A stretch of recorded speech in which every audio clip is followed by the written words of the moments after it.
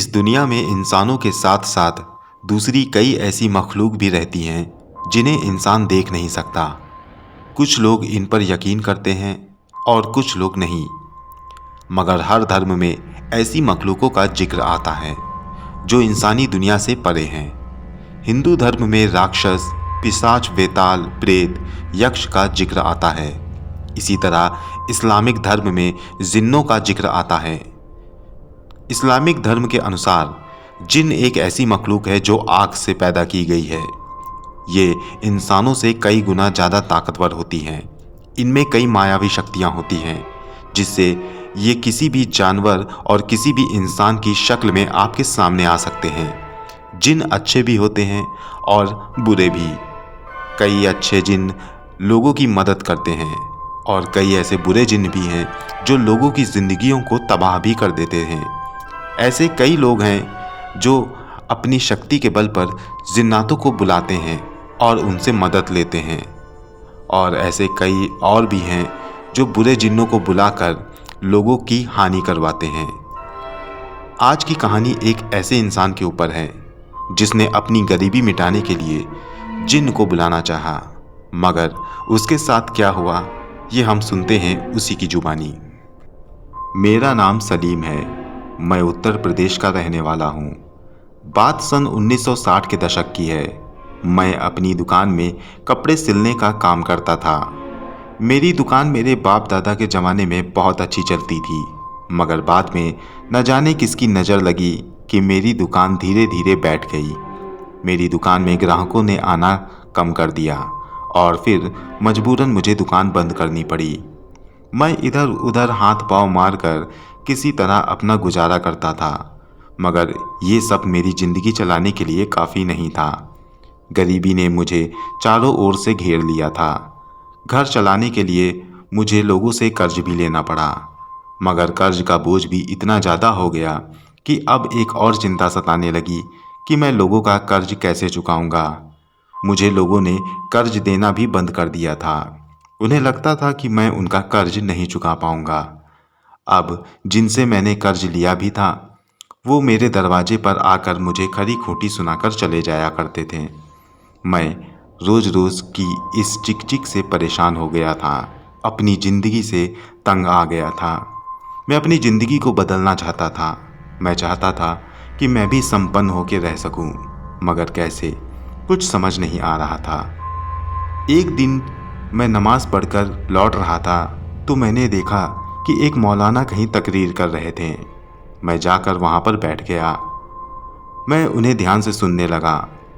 मौलाना एक ऐसे इंसान का जिक्र कर रहे थे जो जिन्नातों को बुलाकर लोगों की मदद करता था। उनकी इस तकरीर को सुनकर मेरे मन में एक ख्याल आया, क्यों ना मैं भी जिन्नातों को बुलाऊं और उनसे अपनी ही मदद करवाऊं। ये ख्याल मेरे दिमाग में आते ही मैं वहाँ से उठकर अपने घर आ गया। मैंने ये बात अपने एक दोस्त को बताई तो उसने मुझसे कहा कि इस काम में बहुत ज़्यादा खतरा है। उसने मुझे ये काम ना करने की सलाह दी, मगर मैंने उसकी बात नहीं मानी। मैंने उससे कहा कि किसी ऐसे इंसान का पता लगाओ जो इन सब कामों में माहिर हो। उसके लाख मना करने के बावजूद भी मैं अपनी जिद पर अड़ा रहा। थक हार कर उसने मेरी बात मान ली और 2 दिन के अंदर एक ऐसे इंसान का पता लगा लिया जो इन सब चीज़ों में माहिर था। एक दिन हम दोनों उस इंसान के पास गए। मैंने उस इंसान से विनती करनी शुरू कर दी कि वो मुझे जिन्नों को बुलाना सिखा दे। पहले तो उसने बहुत मना किया, लेकिन मेरे बार बार कहने पर वो मुझे बताने को राजी हो गया। उसने मुझे जिन्नों को बुलाने की पूरी विधि बताई और साथ में ये भी कहा कि इस चीज़ को बगैर किसी उस्ताद के ना करें, क्योंकि जिन्न वजीफ़े के दौरान मुझे डरवा भी सकते हैं और अगर मैं डर गया तो वो मुझे नुकसान भी पहुंचा सकते हैं। वजीफ़े पढ़ने के दौरान वो काफ़ी कोशिश करेंगे कि मैं ये वजीफ़ा रोक दूं। इसके लिए वो तरह तरह के हथकंडे अपनाएंगे, मगर वजीफ़े के दौरान मुझे अपने वजीफ़े पर ही ध्यान देना होगा। हर हालत में मुझे अपने वजीफ़े को पूरा करे बगैर हिसार से बाहर नहीं आना होगा। मुझे वजीफे से पहले हिसार खींचकर उसके अंदर बैठना होगा, उसके बाद ही वजीफ़ा पढ़ना होगा। इस तरह की बातें उन्होंने मुझे बताई। मैं उनकी हाँ में हाँ मिलाता गया और फिर वहाँ से चला आया। मैंने मन में सोचा कि मैं डरूंगा नहीं और बगैर बगैर किसी उस्ताद के मैं इस वजीफ़े को पूरा करूंगा। वजीफ़ा 41 दिन तक पढ़ना था। वजीफ़े की शर्त के अनुसार मैंने एक कमरा खाली किया और उसे साफ़ सुथरा कर लिया। उसके बाद ज़रूरी सामान उसमें रख लिया और फिर अपने दोस्त से कुछ रुपए देकर लगभग 40 दिन की सब्जियां मंगवा ली ताकि मैं 40 दिन तक कहीं बाहर ना जाऊं। वजीफे की शर्त यह भी थी कि मैं कम से कम लोगों से मिलूं। मेरे दोस्त ने मेरा सारा काम किया और फिर मैंने एक दिन वजीफ़ा शुरू किया। वजीफ़ा रात में 12 बजे से शुरू करना था। मैं पहले दिन वजीफ़ा पढ़ा और पूरा पढ़ लिया। दूसरे दिन भी मैंने पूरा वजीफ़ा पढ़ा। तीसरे, चौथे, पांचवें दिन भी मैंने बिना किसी कठिनाई के वजीफ़ा पूरा कर लिया। मैंने सोचा कि अभी तक कुछ नहीं हुआ तो आगे भी मैं ऐसे ही करता चला जाऊंगा।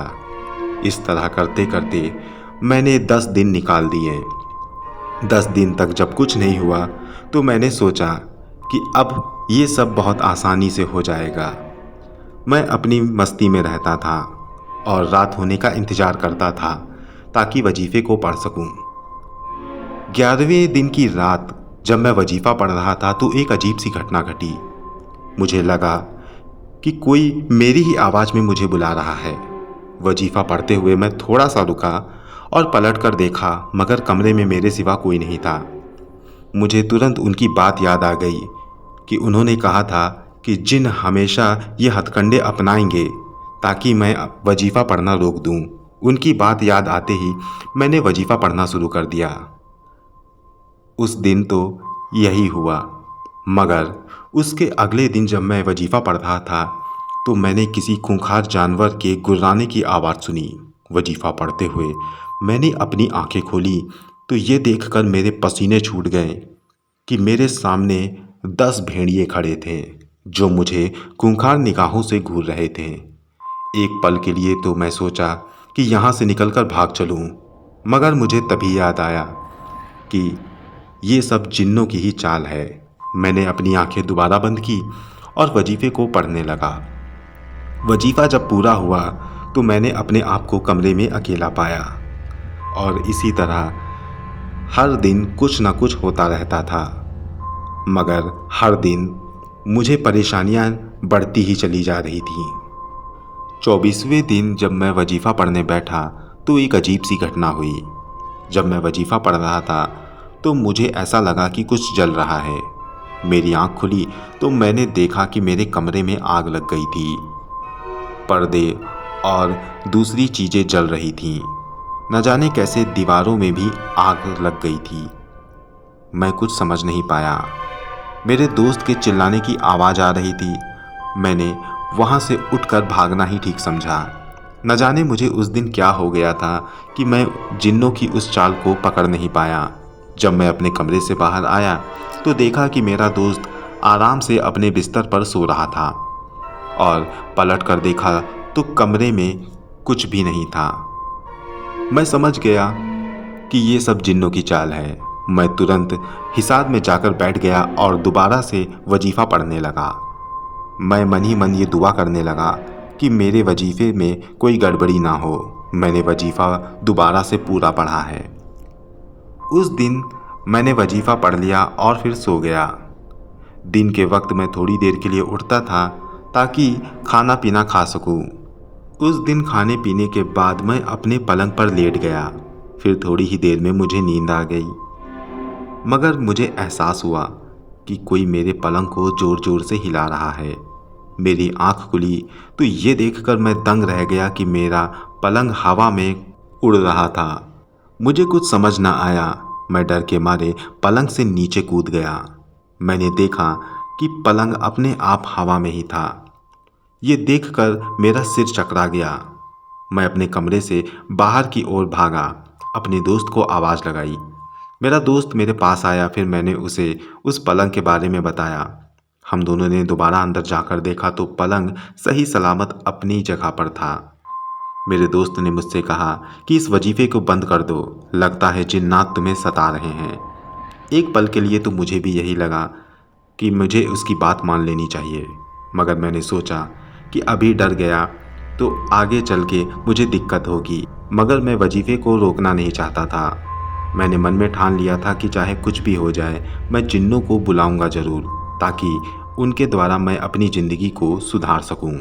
उस दिन मैंने किसी तरह खुद को संभाला और जाकर वापस उसी पलंग पर लेट गया। अब आए दिन मुझे किसी न किसी नई घटना का सामना करना पड़ता था। मुझे याद है कि जब मुझे वजीफ़ा पढ़ते हुए 30 दिन हो गए तो उसके अगले दिन यानी 31वें दिन जब मैं दोपहर में सो रहा था तो मुझे ऐसा लगा कि मेरे शरीर के ऊपर काफ़ी वजन पड़ा हुआ है। मेरी आँख खुल गई और ये देखकर मैं दंग रह गया कि एक बड़ा सा सांप जिसका फन मेरे उस कमरे की छत तक छू रहा था, मेरे ऊपर बैठा हुआ था। मैं ये देखकर बहुत ज़्यादा खौफज़दा हो गया। खौफ के मारे ना चिल्लाते बन रहा था, ना ही भागते। मैं आखिर करूं क्या, ये मुझे कुछ समझ ना आ रहा था। फिर किसी तरीके से मैंने उस सांप को अपने ऊपर से नीचे झटक दिया। वो सांप गुस्से से फुफकारता हुआ मेरी ओर दौड़ा। मैं समझ न सका कि मैं भागूं तो कहाँ भागूं। मैं जहाँ भी जाता वो सांप अपना फन आगे करके मेरे सामने आ जाता। मुझे खौफ के मारे चक्कर आ गए। मैं वहीं पर धड़ से गिर गया। फिर जब मेरी आंख खुली तो खुद को बिस्तर पर पाया। मेरे सामने मेरा दोस्त था। वो समझ चुका था कि ये सारी हालत जिन्नातों की वजह से ही हो रही है। उसने मुझे फिर मना किया तो मैंने उससे कहा कि जहाँ मैं इतने दिन तक सब झेल लाया हूँ वहाँ आगे भी झेल लूँगा। ये कहकर मैंने उसे जाने को कहा। रात को मैं फिर वजीफ़ा पढ़ने के लिए बैठा और इस बार जब मैं वजीफ़ा पढ़ रहा था तब मेरे कानों में एक अजीब सी आवाज़ पड़ी। ऐसा लग रहा था जैसे कई लोग आपस में बात कर रहे हों। मैंने वजीफ़ा पढ़ते हुए धीरे से अपनी आंखें खोली। मैं ये देखकर दंग रह गया कि मेरे उस कमरे में बहुत लोग बैठे हुए हैं, जिनमें औरत, आदमी, बूढ़े, बच्चे, हर तरह के लोग थे जो गौर से मुझे ही देख रहे थे। उनके चेहरे बहुत डरावने थे। मुंह से दांत बाहर निकले हुए थे, आंखें बड़ी थीं और सिर पे सींगें थीं। ये देखकर मैं बैठे बैठे कांपने लगा और मुझसे एक गलती हो गई। मैं बीच में वजीफ़ा ही भूल गया। वजीफ़ा पढ़ते हुए आगे के अल्फाज भूल गया तो मैं कुछ समझ न सका कि आखिर मैं करूं तो करूं क्या। मुझे ऐसा लग रहा था कि जैसे वो लोग मेरी ओर बढ़ रहे हैं। वजीफ़ा भूलना मेरी सबसे बड़ी भूल हो गई थी। वो लोग एकदम से मुझ पर झपटे तो मैं हिसार से बाहर निकल आया और हिसार से बाहर निकलते ही मैंने महसूस किया कि मैं हवा में उछल गया हूँ और फिर धड़ से ज़मीन पर भी गिर गया। फिर उन जिन्नातों ने मुझे पकड़ा और मुझे बहुत बुरी तरीके से मारने लगे और एक जिन्नात ने मुझे इतनी तेज तमाचा मारा कि मैं बेहोश हो गया। जब मुझे होश आया तो मैंने खुद को बिस्तर पर पाया। मेरे सामने मेरा दोस्त बैठा हुआ था। उसने मुझे बताया कि मैं पिछले 6 दिनों से बेहोश था।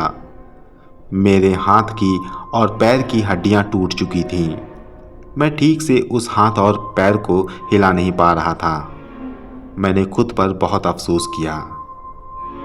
वक्त बीतता रहा और मैं अपना इलाज करवाता रहा। आज मैं चल लेता हूँ, अपने हाथ से काम भी कर लेता हूँ, मगर वो बात नहीं रह गई है जो पहले थी। मेरी जान बच गई, मगर मैं आज भी उस घटना को याद करता हूँ तो बहुत ज़्यादा डर जाता हूँ। मेरे दोस्त ने बताया था कि जब मैं बेहोश था तब उसने मेरा इलाज करवाया और इसके साथ ही वो उन्हीं के पास गया जिनसे हमने जिन्नातों को बुलाने का वजीफ़ा लिया था। उसने उनको सारी बातें बताई कि कैसे आए दिन मुझे कठिनाइयों का सामना करना पड़ता था और अगली सुबह उसने मुझे बेहोश पाया। उन्होंने अपने शक्ति के बल पर यह बता दिया कि मुझे जिन्नातों ने ही तंग किया है और मेरी ये हालत उन्हीं की वजह से हुई है। वो मेरे घर आए थे और काफ़ी कुछ करके चले गए जिससे मेरी जिन्नातों से सुरक्षा हो सके। आज मैं 71 साल का हो चुका हूँ। मुझे आज भी वो घटना अच्छे से याद है। मैं लोगों को यही सलाह देता हूँ कि लालच में पड़कर ऐसी मखलूकों से दोस्ती ना करें, वरना परिणाम बहुत भयानक हो सकते हैं।